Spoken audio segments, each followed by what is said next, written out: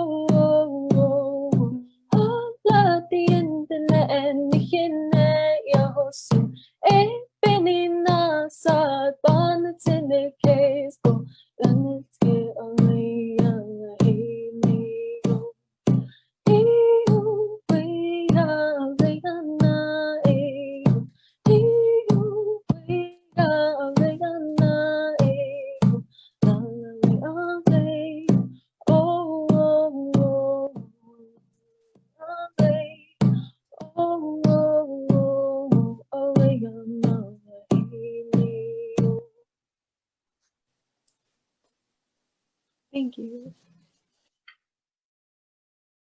Thank you, Alex. That was beautiful. And I'd like to send some sage and cedar globally to everybody as we are going to have some tea. It's tea time in Indian country with some gorgeous Native women. So welcome to the 13th Native Women in Film and Television in All Media Film Festival, streaming 40 films directed by women and 5 conversation series. Women Decolonizing the Entertainment Industry, a virtual experience streaming on Red Nation Television Network during the time leading, this is the week leading up to the Academy Awards. Who tells a story matters, creating systemic change through arts and media. Native Women in Film and Television and All Media is the first largest representation of Native and Indigenous women filmmakers. Native Women in Film and Television is a program of Red Nation Celebration Institute. Native Women in Film and Television serves under its fiscal partner, RNCI, which is Red Nation Celebration Institute. The creative enterprise by Natives delivering to all people the stories that shape our world. RNCI, the pioneer, longest standing Native women-led Indigenous media, arts, and cultural nonprofit in the city of LA, empowering Native and Indigenous storytellers. So everyone, welcome. This is a Native high tea Indigenous knowledge. And I'm going to introduce our guests today, all gorgeous, talented, extremely knowledgeable, and I'm real honored to have you here with us today. I get like a little girl. I get so excited. Take a deep breath and calm down, because I'm seeing all of them on the screen right now behind the scene, and everyone looks just so gorgeous. Okay, so I'd like to introduce our first guest is. I know I'm gonna mess up, but I call her Tipi for short. So Tipiziwin Tolman, and she's Lakota Dene Nation, winter count keeper, language lover, and she is a soap and medicine plant magic person. And welcome, Tipi. Wopila. Correction, I'm not Dene. Oh, Lakota no. and Dakota. Yeah. Oh, excuse me. I see, because I'm so nervous and excited. I jumped the gun there. Yeah, forgive. No worries. Lila Wopila Tanka Kene Chiape. Tipiziwin Tolman and Machiape na Iawaswaha and Mataha. My name is Tipiziwin Tolman. I'm Lakota and Wichina Dakota from Standing Rock, but I live as a grateful guest in the homelands of the Ninipu people, and are mother to 5 children, wonderful husband, T. Tolman. We're both former teachers, and we love what we do. We make soap, and we make medicine, and we make jewelry, and we make a good life for our children in our home, and we're just learning a lot along the way. And so really honored to be here and share. In no way am I or my husband experts. We're just willing to learn and willing to keep moving along on this journey. And we're just really honored to be here and share with everyone. Lila Wopila. Thank you, Tipi. I'd like to introduce our next guest, Lori Newbreast, who her sister, Theda Newbreast, is on our board of directors with RNCI, and Lori is from the Blackfeet Nation. She is a storyteller. She lives on the Blackfeet Indian Reservation in Montana.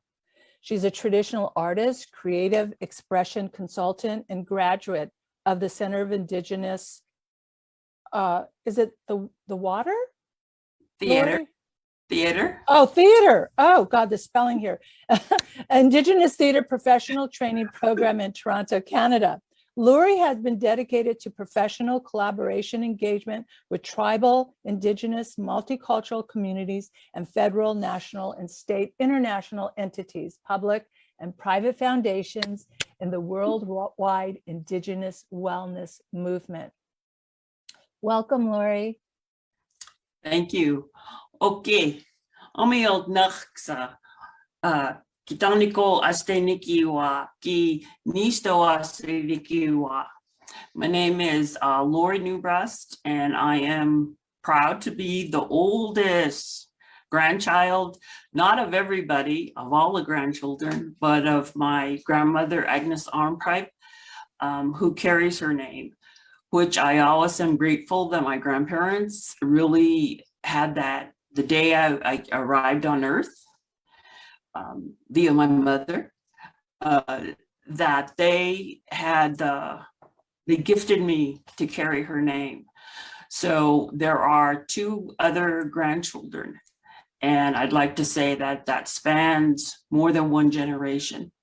So I just feel really privileged today. I am coming to you from my homeland in the Blackfoot Confederacy, so I can go pretty far, and I'm still in my homeland. So I count that blessing every single day that I get to live along a river at Badger Creek. That's not too far from where my grandmother was born, and my father, and many of my relatives now that are living. So I'm kind of in the nest. I'm in the center of the vortex, and I'm just so happy to be here today and to see everybody. That's the thing I like about this medium, is we can be all around like we all are. So thank you for inviting me. Thank you, Lori. I'd like to introduce our next guest, Melaw. Melaw, your last name, I know I'm going to mess up. So, but Melaw is an actress, an artist, and a traditional moose hide tanner, and co-founder of the First Nations organization. And do you pronounce it Dene? Dene? Nawo. Nawo. She is primarily known for her role as the kidnapped woman in 2015 film The Revenant. And I have to say, Melaw, I adore you because from my point of view, being in the industry for 44 years, have had lead roles in many films and television and all that stuff, you stole the movie. And it's that last scene where you're riding and Leo's in the river and you just turn around and just look at him. You're a scene killer. That's so I just want to acknowledge that because it's a gorgeous, gorgeous moment on film. Thank you so much. That really, yeah. Yeah. So welcome. Yeah, thank you. Seze Uje Melaw Nakenhk'o. I'm Dene Sukhlene. I'm originally from Tl'itlikwe First Nations up here in Denende, also known as the Northwest Territories in Northern Canada. Yeah, so I'm an artist. I'm a filmmaker, I'm a visual artist, a painter. I'm working in some digital mediums right now. I'm also working on a feature documentary, and I also am working on an experimental 360 immersive film project right now. So I'm just captured some images and some audio. So I'm like really putting myself out there in this different medium. So. And I'm so grateful to be in the space with everybody.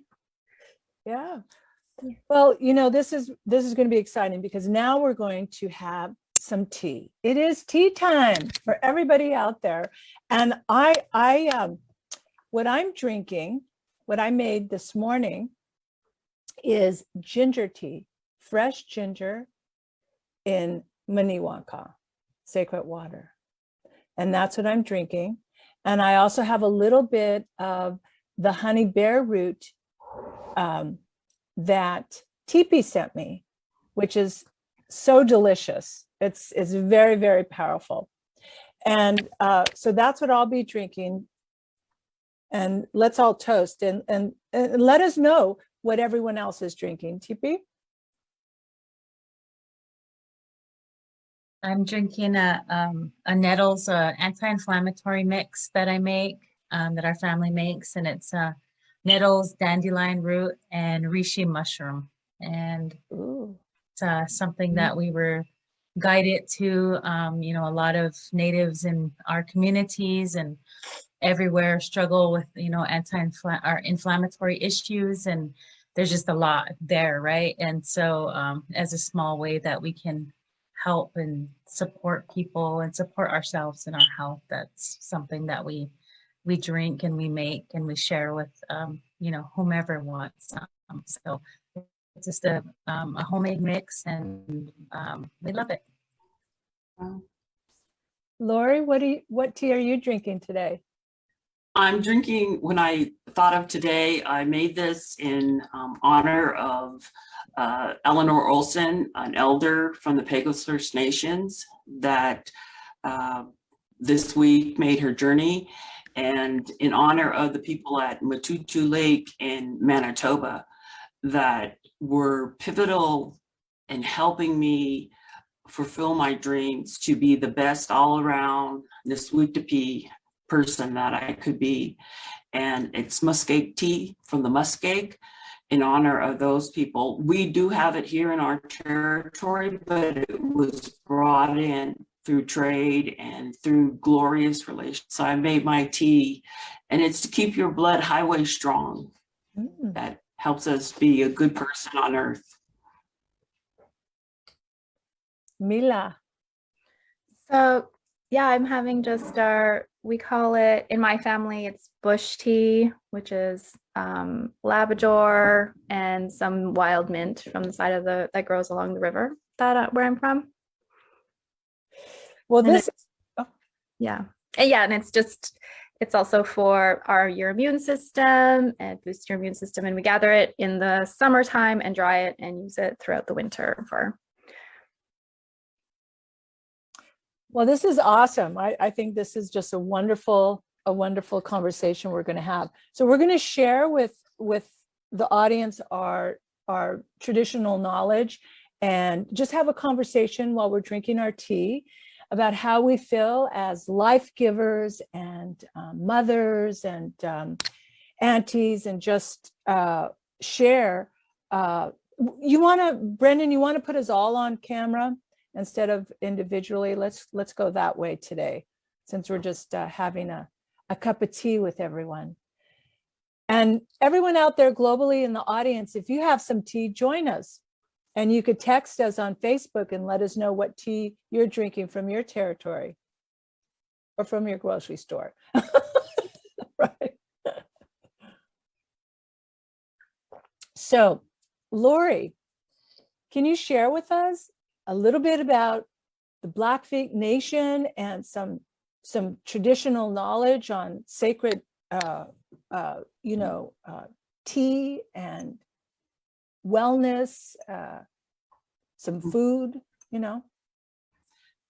that way? Yes. I think that one of the things I'll be mindful to mention, that the medicine line or the visible line is I'm on the Canadian border, and really that's the Blackfoot Confederacy, is we span all those territories. And so that in itself is medicine to belong. And I had my journey as being taught by many teachers. Some of them now, they are still helping me, through my dreams, and really through hearing their words, their stories about how you honor your relationship with the earth medicines. And I really have been thinking about and noticing the springtime. It started on the calendar, but I asked my friend this morning that's from Muskeg Lake up in Saskatchewan, let me know when the pelicans come, because they have started arriving earlier. And she has those teachings about where they go and they have their young ones.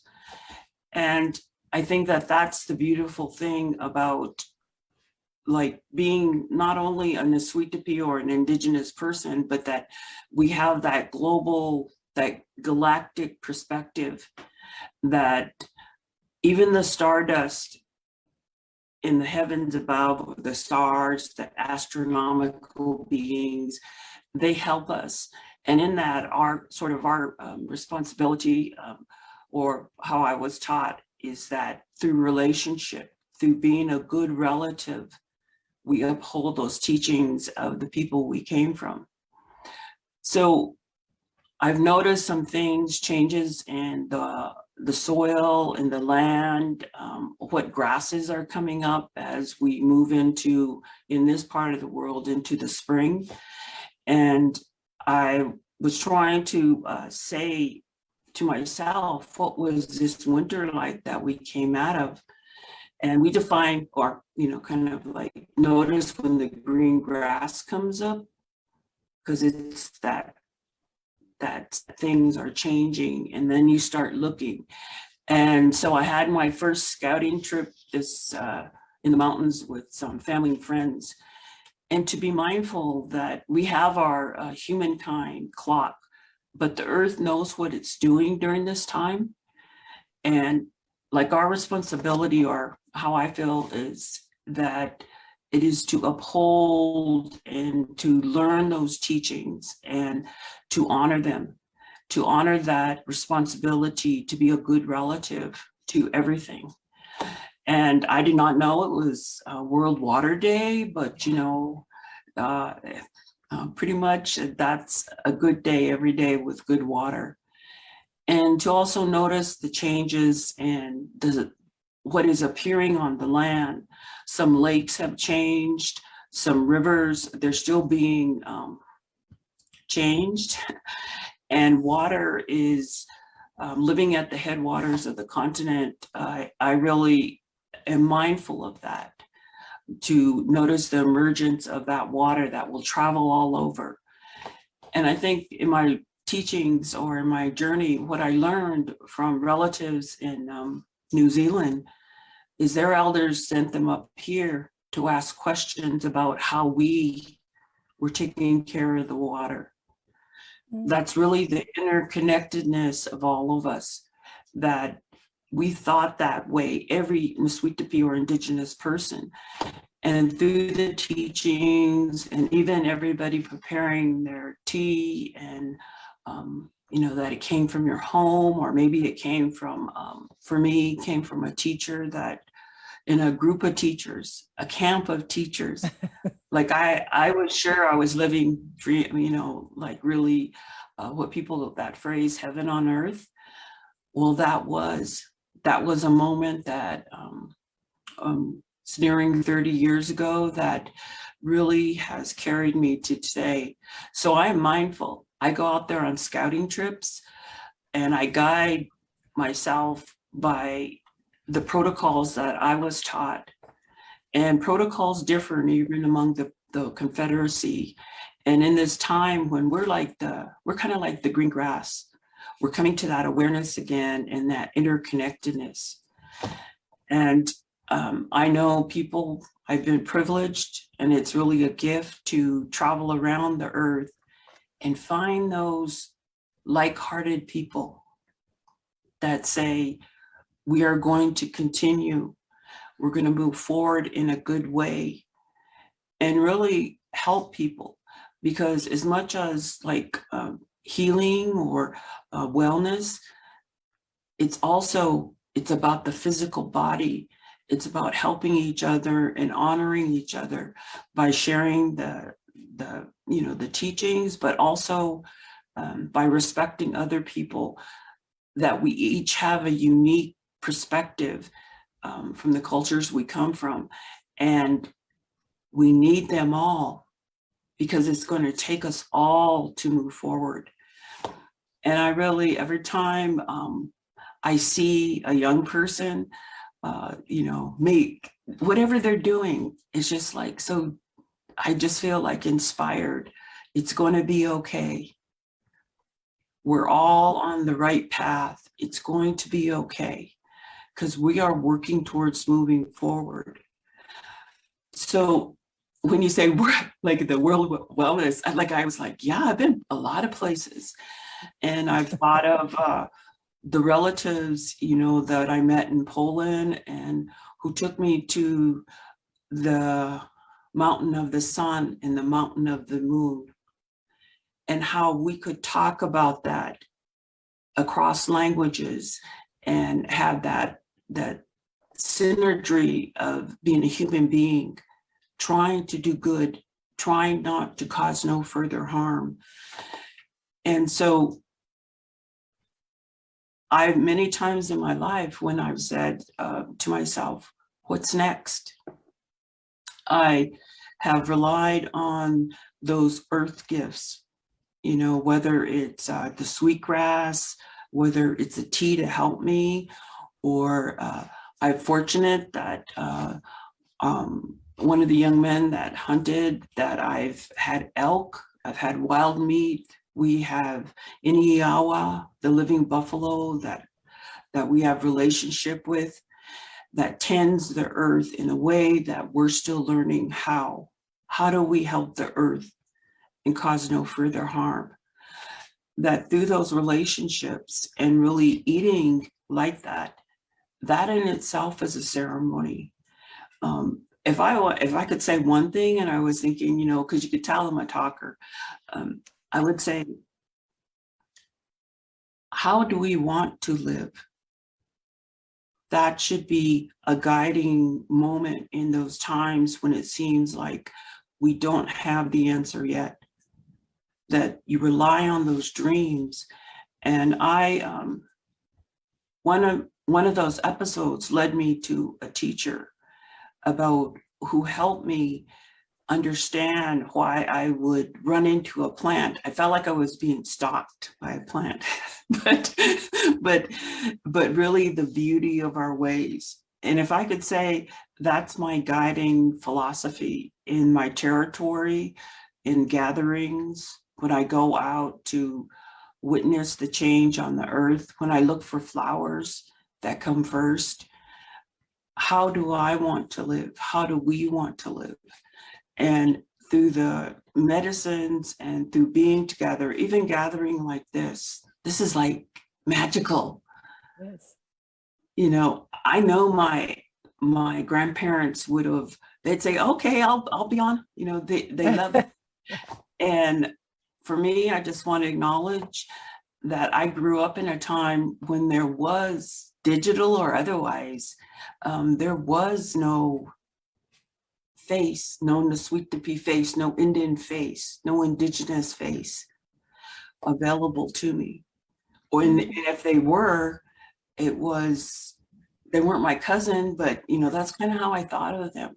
So to see the representation today in film, wherever we're at, online, you know, like the beauty of this time, it's been hard, but I see a lot of people, and that I just am grateful that the children can see more and more people that look like them, that talk like them, that encourage them. So I think it's a really wonderful time. So you could see I could go on, but I know they're guests. Yeah, we have. Well, thank you, Lori, and we'll come back. Tipi, we'd love to hear from you. And I know you had sent me this. I ordered the honey bear root to put in things, and it's so strong, it's so powerful, and I love it. And the tea that you're drinking, I would love to order some for inflammation. Yeah. Yeah. I guess what came to my heart when Lori was sharing was, I believe in the time of COVID, we were really faced with something that generations before had been faced with, but ourselves in this living time never, you know, had to experience these things.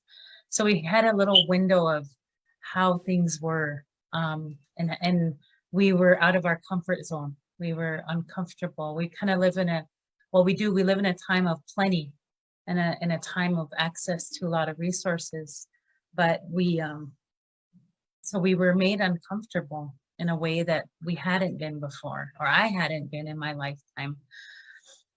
And through prayers and through, you know, just the teachings of our peoples, I really embraced this understanding of the timeline of our people. We've been here since the dinosaurs and the mammoths, and we've never been to this spot on the journey.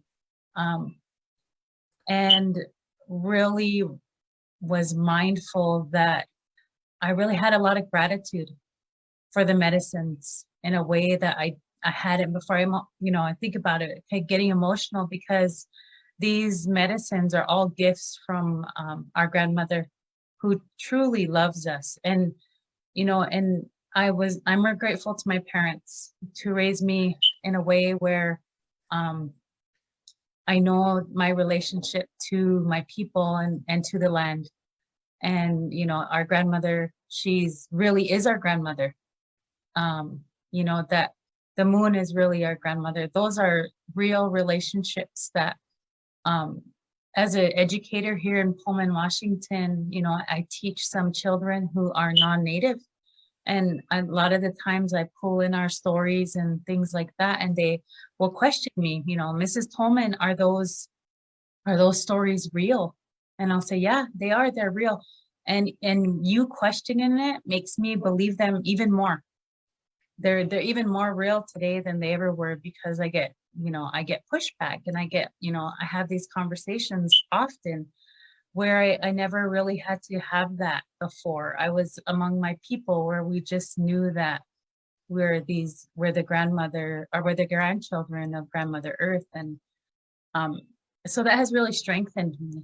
And this time of COVID, to know that this grandmother still loves her grandchildren after so long of a time, and after so much, ups and downs and hardships and trauma, but this grandmother still giving gifts to the grandchildren. We still get to be nourished by our grandmother's love. And that's the way that I see this time that we're in. And if we can just continue to be grateful, good grandchildren, of our ancient ancestors and our ancient grandmothers and our ancient grandfathers, and we're going to be okay. And so those are the things that, came to my heart when Lori was talking. And a lot of those, the scary time of COVID, living in a community not my own, I thought, how can I help? I just want to help. I want to help my tribal communities. I know that they don't have the access to resources that I do. And so these small ways of harvesting plants, harvesting bare root to share with, to send home to our elders, and to make these teas and things like that were important to me to just help and support. And I really believe that that our grandmother Earth really loves when we use the gifts that she gives us, and when we appreciate them, and when we use them. And that's why she's still giving them to us. And it's important for us to still uphold those practices. And so I just want to share that much, because I'm looking forward to listening to everyone else, but that's what came to my heart to share. Hey, oh, that was beautiful, Tipi. Melaw. Yes, hi. Thinking about what we're sharing about right now, and our teachings and connections to our land and our medicines, the water, how important our water is. And in the intro, you introduced me as a moose hide tanner. So yeah. I'm a traditional hide tanner. I tan moose and caribou. Some of the knowledge that I have that's shared by my elders, and a lot of the work that I do is from my understandings of the process of hide tanning and the relationship we have with our whole entire community through that process, because we need our whole community to be able to tan hides. And then we also need the knowledge from our elders to be able to turn that hide into things that we use, our moccasins, our earrings, like how we present ourselves as Dene people in the world, as Indigenous people in the world, with in the pieces from our communities and our land and our relationship with the animals. And there's so many teachings that can come through, and all of in our way of life as Indigenous people in our communities, like berry picking. There's protocols and stories that go with berry picking. There's stories and protocols that come with just picking the medicine for our teas that we're having today. And the stories and the protocols and the laws that we have for hide tanning could be, those pieces could be brought into your daily life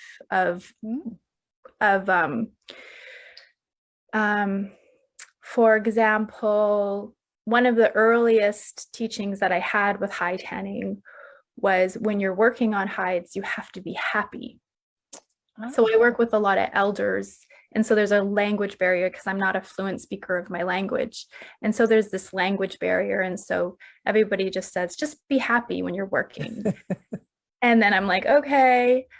And then it took me a really long time to understand that you have to have you have to be in a positive frame of your whole being to do the work, because that energy goes into the hide. Mm-hmm. And that energy also affects the spirit of the animal that gave up their life. And that there is a connection between that animal spirit and the person that harvested it. So we're connected spiritually in all of these ways that it really took me a long time, when I was starting to learn how to tan hides, that this concept of being happy while you work was actually this very deep way of thinking and way of living. And you can take those pieces of the protocols and stories that we have in our everyday way of life to these really deep philosophies. And so I try really hard. It's very difficult in our day-to-day lives when we're like on social media or going to work, or we have to make money to pay rent, to really remember those concepts that our elders have been teaching us through the stories that we're told and through these concepts of being happy while you're working. And yeah, so that's one of the things that I was thinking about listening to Lori and TP. That was beautiful. And it brought up some thoughts for me that, running, RNCI, because every day it's like, and to have positive energy and have that flow and be mindful of that in doing this work. And some days, I go down. So it's like, and I have self-compassion when that happens, and I allow myself to come back the next day with a whole another point of view of being happy. I like that while you work. Well, what came up for me what all of you shared was that, I really, really miss my grandmas, and I was very blessed and fortunate to be raised with my grandmas and my great grandmas, right? And so, the gifts that they gave me I still have in my spirit and my soul that I process every day and I live with. Today, I was thinking of my grandma. One of them came through today, and it's interesting how, because Lori brought up dreams, how they come and visit us through our dreams at, 3 or 4 o'clock in the morning. We wake up and, I know for me, my room has little lights all over happening. I know, oh, they're here. So, little blue lights. And so it's just, it's just the way it is. And I love when they come visit, and they did that today. But speaking of our traditional way of life and our thought process and our, way of being, for me, my story is that, when I became 23 years old, I was led to sobriety. My ancestors got me sober. They carried me into the halls and the rooms of Alcoholics Anonymous. And so I'm in my 40th year of sobriety. But why I'm bringing that up is because it was my grandma's and my great grandma's teachings that brought me to sobriety at such a young age, right? And my sobriety has led me to my traditional ways of life. And even though we are not Lakota, that is the road that my mom had put us on, right? Because of Leonard Crow Dog. They were very close when I was little. And so I became a sun dancer, and I started having dreams. And then I started asking, what do these dreams mean? They go, oh, those are Sundance dreams. It's like, okay, well, what does that mean? And so it's led me on this path, and I've been very blessed to pray and dance along with our sun dancers and our water protectors and the aunties, our grandmas, right? That are in that sacred circle, that have given me so much knowledge. And what that knowledge is having that mindful moment of when we have that aha moment, like this morning when they came to visit, to be able to be that mindful, to be awake, to participate in the conversation that they give us, right? So we can have the teachings, even though they're not in the physical form. So being a chanupa carrier, for our listening audience, a pipe carrier, it's very sacred to me. It means a lot to me, and I'm so honored and feel so humbled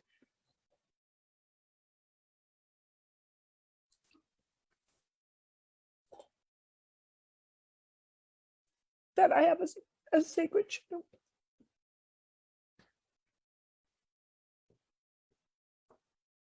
Excuse me just a second. I knew I was going to cry. I knew this was going to do this today, because this is all this energy that we all have, that we're all carrying with all this medicine that all of our grandmas have given us, and speaking of Grandma Moon and our Mother Earth and our great grandmother Earth. Great. Ancient. And her still, nurturing us, the humbleness of that, the intensity of that she's still providing food for us and clothing and so much is just sacred and miraculous. So because it's Water Day today, World Water Day today, I just wanted to share with you that in 2015, we worked with this nonprofit, and we brought over some South Dakota and North Dakota youth that had never been on a plane or seen the ocean. And we asked them if they would lead the first Indigenous Women's March here in LA during our Red Nation Film Festival. And they did, and they sang at our awards ceremony. And they were so inspired that those youth went back to North Dakota, and those are the ones that woke the world to Standing Rock.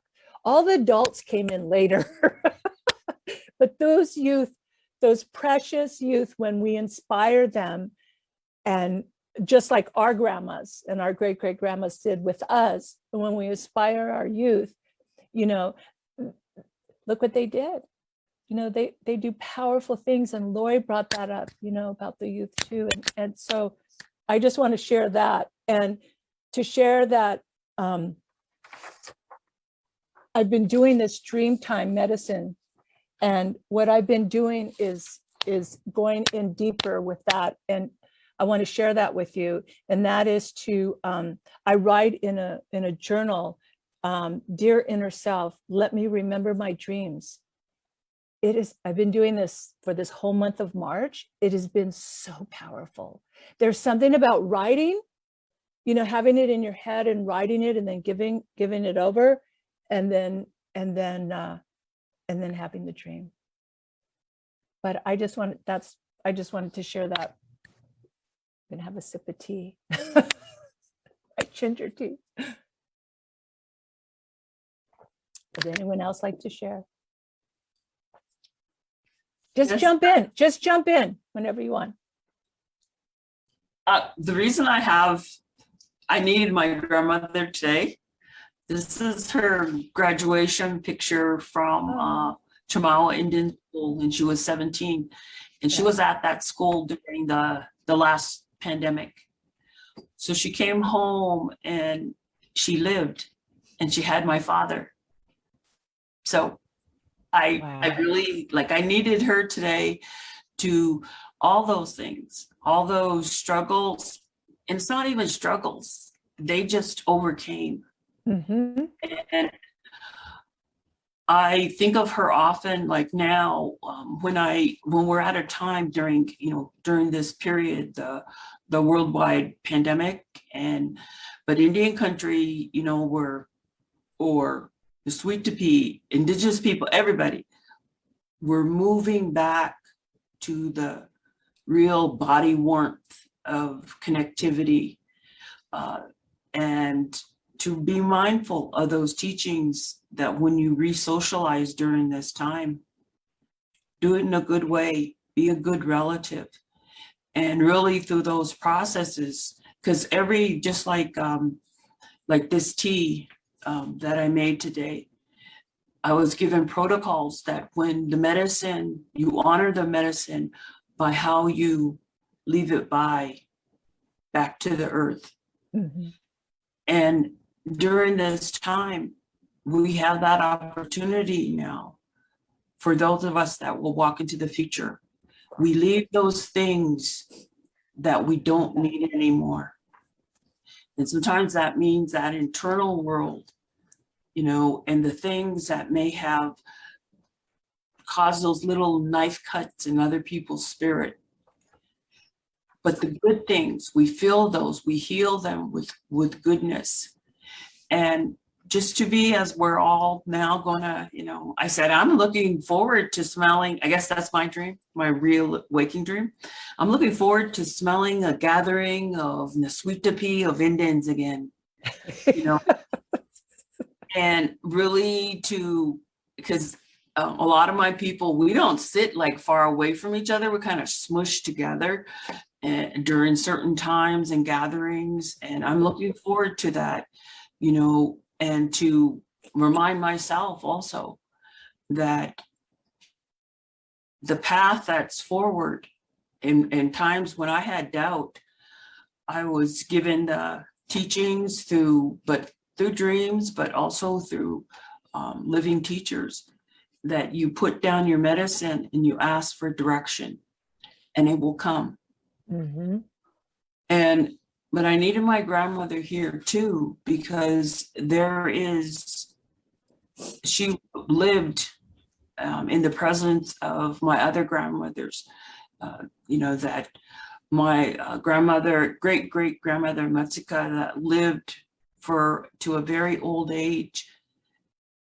She lived in their presence, and she gave me what she could in the living world, my name, and which grounds me. And that importance of what you call yourself, that naming can ground you through this next time that we're moving through. And there's power in that. And if you are out there and you are a seeker, I've been a part of where other people's children come to me. Sometimes they're fully grown and they want me to be their mother. And I just go, not even that's possible. It'd be like 2 years younger than me. And So even that, maybe during this time where many communities have opened up their arms and their hearts to other people that they need to be needed and they need to belong, and we belong to everybody. And really to understand that I've been a part where people that aren't from my nation, where they were given names of protection until they found their way. And really that's my wish, my dream, is that we think in that way, that to be connected is a gift in itself, and to be mindful that, and then the other thing I was like, oh, maybe I better not mention that, but my grandmother I'm a result because she was in what people call an arranged marriage, but that was, even the relationship of that was thought about, like, what is the best for her? What in this community of our culture, the people who practice, what is best for her? And there is a rich history that we all have in our relatives. And I'm looking forward to the generations 100 years from now, saying that my ancestor did this. They left this for me. Because they taught somebody, they taught part of the living generation. And really that commitment to say, through your actions today, you are assuring those future generations. And so that's, like, I need all my grandmothers, and they lived on this stretch of water, but I also need all my grandpas and my uncles and my dad, and, just all the men, my brothers, my cousins, my cousin brothers, they're really brothers. Even if I aren't with them all the time, but in this medium also is to remember, when you leave it, you're going to be with real people. Like, it's happening all over. And just to say, how do you want to re-socialize? How do you want to reconnect? And that is one thing I am looking forward to, smelling Indians, hides, smoked hides, tea, the whole bit, roasting meat, everything I'm looking forward to it. But that the importance of being conscious that we're being gifted now, everybody, all generations, and the living generation, we're being gifted by being able to choose how we're going to walk into the future and the stories that will be told about us. So really, that's why I also had my grandmother here, because I needed her today. Yeah. Would anyone, Tipi or Melaw?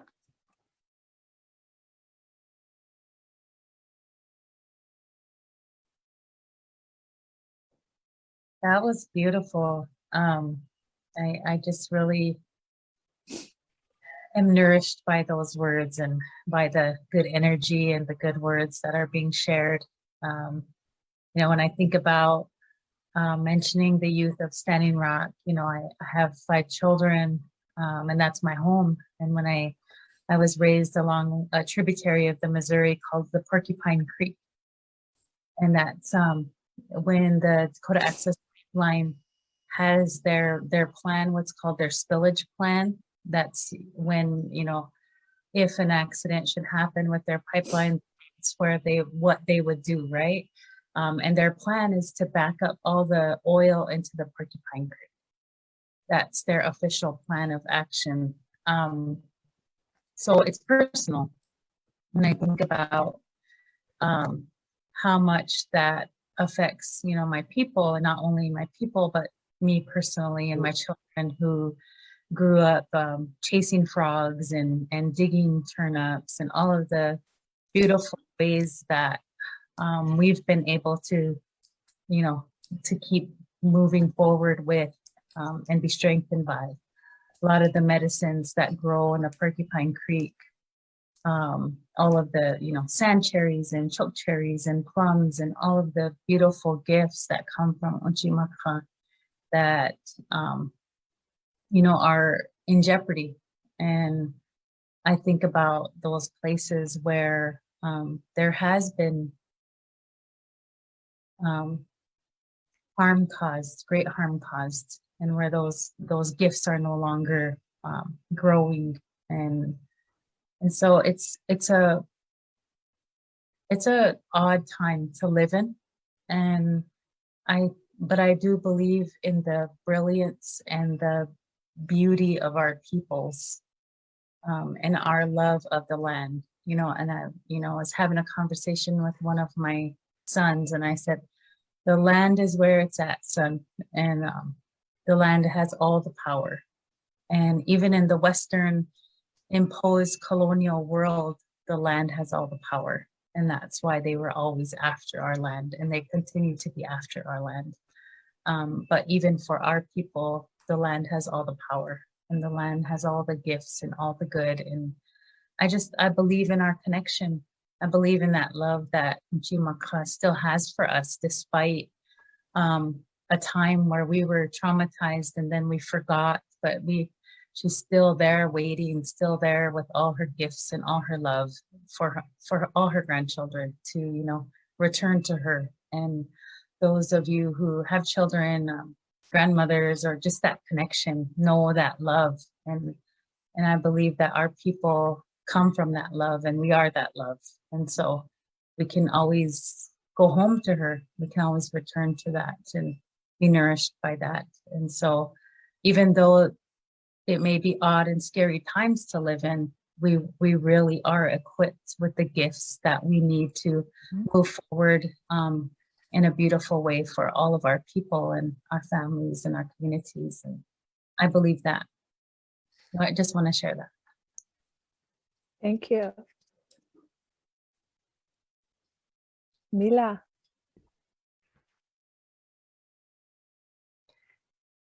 It's really, thank you for your words and for everything. I think as, for myself as a Dene person up here in the North, there's always many examples of how innovative we are on the land. So I have an uncle who still lives in the bush, and he comes to town every once in a while, but he's always like providing for our elders and other people in our community that are able to go out to hunt and stuff like that. But just his stories of how innovative he is when something happens out on the land, that like his snowmobile breaks down or he's having trouble with his boat when he's up in the mountains. And so I have always felt like for myself, doing a lot of the work that I've done sometimes in our communities are not as supportive as we want them to be. And just making decisions and doing things with knowing that you have good intentions, that you've spoken to your elders, that you are coming with this love that we have for our land and for our people and for the future, because there are some things from our communities that are that we're scared that we might lose if somebody doesn't step up. So those things are important, and there are always going to be somebody in our communities to tell us that we're not allowed to do things because we're women or because nobody said we're allowed to do it. So in these times that are really uncertain and changing, and the climate is changing and things are different, that we are innovative people, that we do come with these things with love for our land and for our people and for our children and our future. And so stepping into those roles is scary, and from experience have had a lot of community people upset with decisions that were made, but to really believe in my family and my elders and my grandmothers and the teachings, because some of our teachings do come from dreams that were guided by those things. And those are the things that ground us. And we I know in our hearts that this is good work. And so from just listening to all of you and how we are all guided to do the things that we do by so many different ways, and truly believing in the love that we have for this. Oh, now I'm going to cry. I know.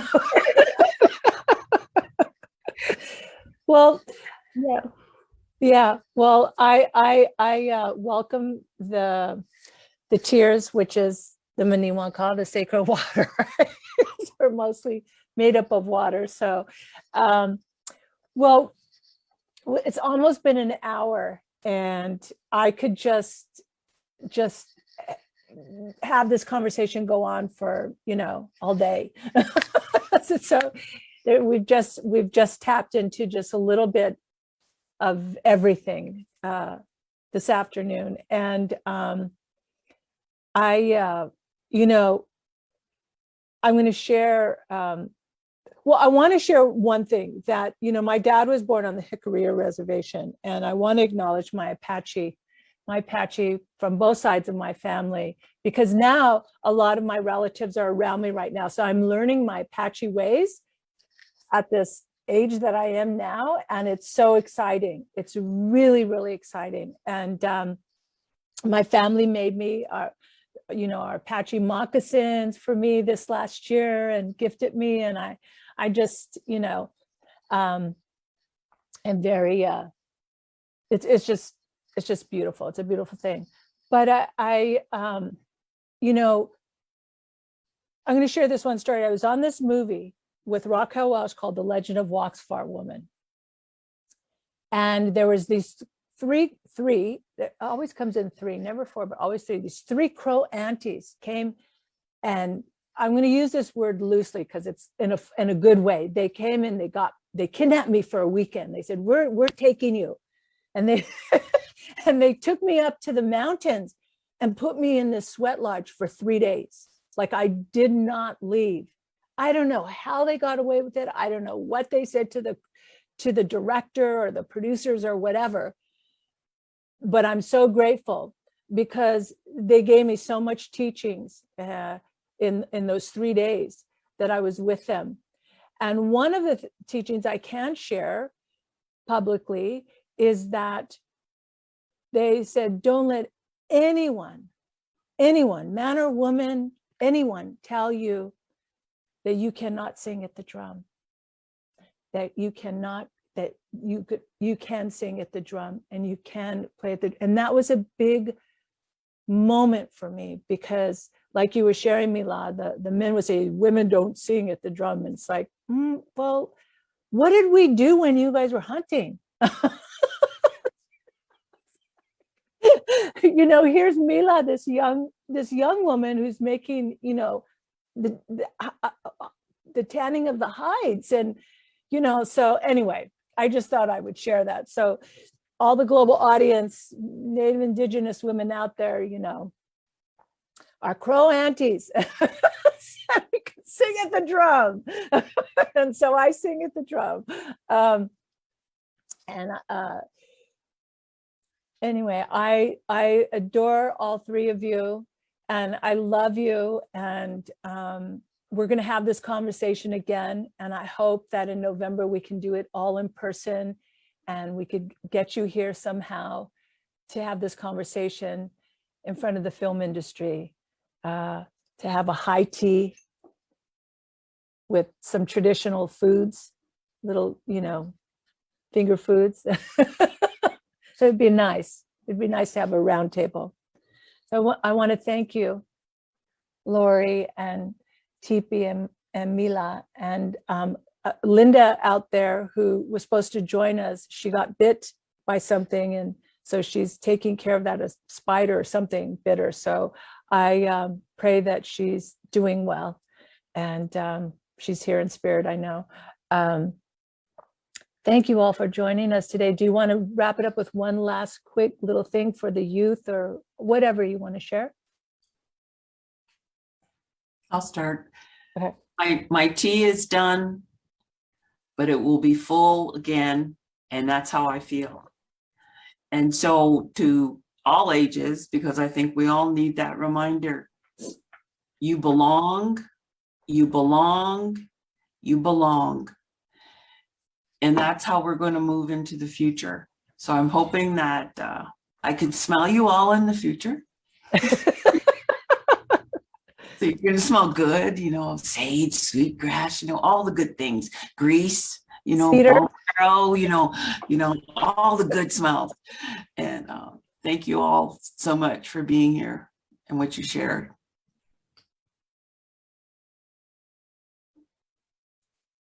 I'll share that no matter where you are, you're on Indigenous homelands. Never feel alone. I don't currently live in my homelands, and I was so lonely, and I wondered if my ancestors could hear me from over here. And I know that they can. And so your ancestors, your loved ones, they surround you with love no matter where you are. And no matter where you are in the world physically, you're supported and loved. And our ancestors are always with us, and they're part of our everyday walk of life. And they're not necessarily tied to the land physically in the way that we think that they are. And we know that you can access them anytime you want. And so you're never alone. And those are something I just wanted to share because I don't live in my homelands, and it was hard at first. But now I know that I carry my people with me everywhere I go. And so you're never alone, and everywhere in North America and South America is Indigenous homelands.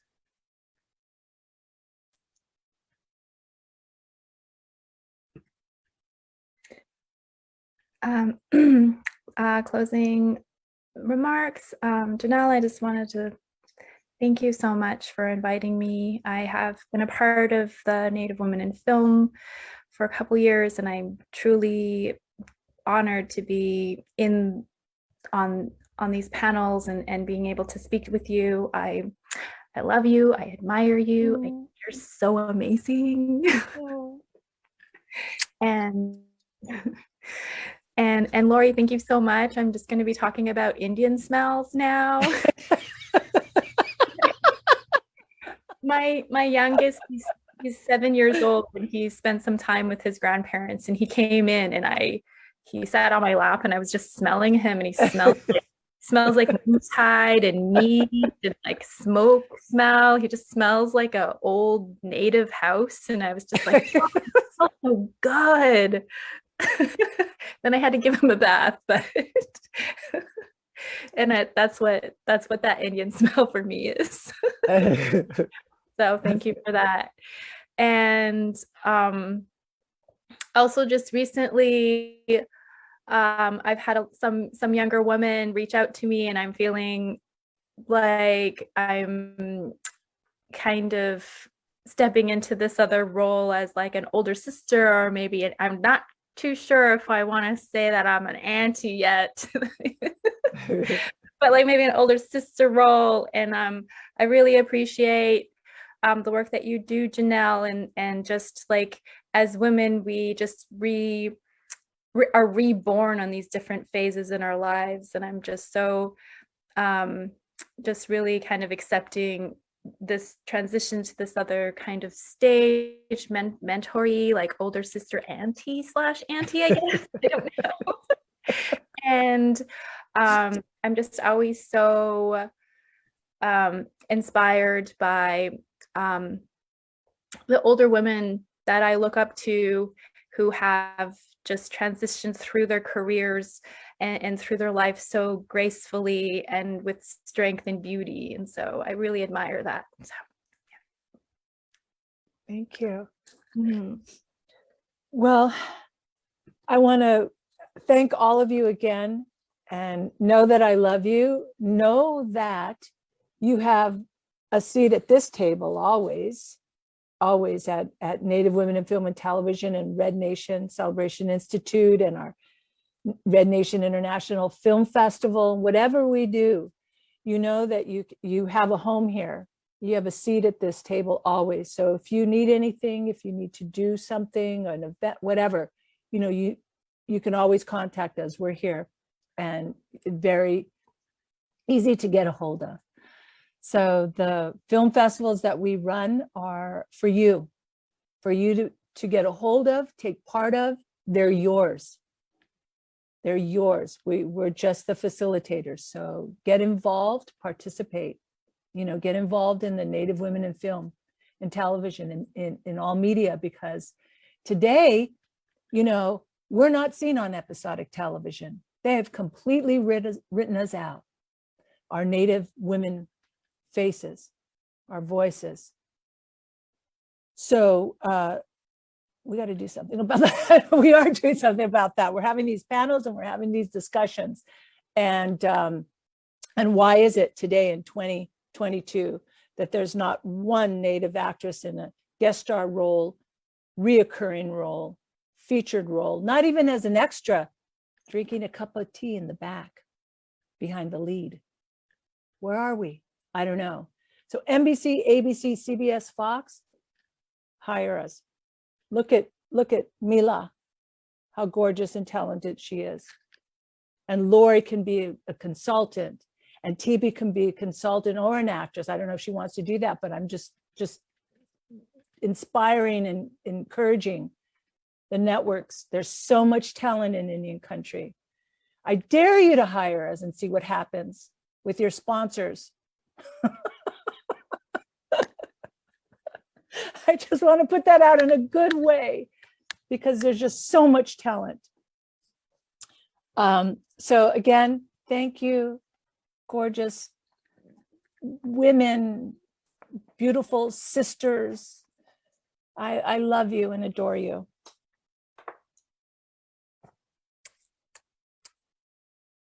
So we'll wrap this up. Everybody out there, thank you for tuning in to another conversation.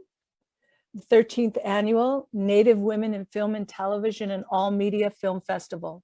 We're screening 40 films, so binge watch. Go and binge watch all the films. Red Nation Celebration Institute, the authentic voice for American Indian and Indigenous nations, founded in 1995. We are now in our 27th year. The creative enterprise by Natives, delivering to all people the stories that shape our world. The longest standing Native women-led Indigenous media, arts, and cultural pioneer nonprofit enterprise in Los Angeles, founded during Indian Market in Santa Fe, New Mexico. Serving Indian country and the entertainment industry, representing 500 plus Native nations, established a rich legacy of work by supporting 739 plus Native Indigenous filmmakers. Our mission is to break barriers of racism by creating systemic change through media and pulp culture in order to eliminate Native American stereotypes. Our vision for the future of cinema is one in which Native Indigenous perspectives are authentically pictured, recognized, and valued in a way that promotes strong, authentic Native identities, economic outcomes, quality, and wellness for our Indigenous communities. Our foundation is in uniting creatives within our community with Hollywood to bring together a greater voice to the entertainment industry and the world at large. Red Nation Celebration Institute is honored and proud to work with strong leaders within our Native nations across Indian country America and our Indigenous talent, from directors, producers, writers, actors, and crew in front of and behind the camera, fostering the next generation of talent and leaders. RNCI has established a rich legacy of supporting over 500 plus Native nations filmmakers and amplifying our filmmakers through its Red Nation International Film Festival and RNCI Red Nation Awards. We're the only Native award show that's broadcast annually in the month of November. We have fostered and recognized filmmakers like Sterling Harjo, Loretta Todd, Mark Williams, James Bird, Tail Feathers, Kyle Harris, Kat Fox, Daniel Foreman, Yvonne Russo, Randy Redroad, Taika. I could just go on and on and on with all the beautiful filmmakers over the 27 years that we've recognized and supported. We even have our allies, Taylor Sheridan, Joe Billinger, Rebecca and Josh Tickle, Susanna White, Bridget Tellerman, Deborah Anderson. I could go on and on and on. RNCI is a film ready with a catalog of new stories that are in pre-production, post-production, as well as new scripted content, including original programming. And Native Women in Film and Television in All Media is a program of RNCI. I encourage you to visit our sites. I encourage you to come back and tune in tomorrow, where we have a whole circle of Native actresses that are working right now in the entertainment industry in some form. Thank you again, ladies, for joining us in our high tea time. And we'll see you at the movies or on the internet, somewhere to be found and located. Okay, thank you, everyone. Love you.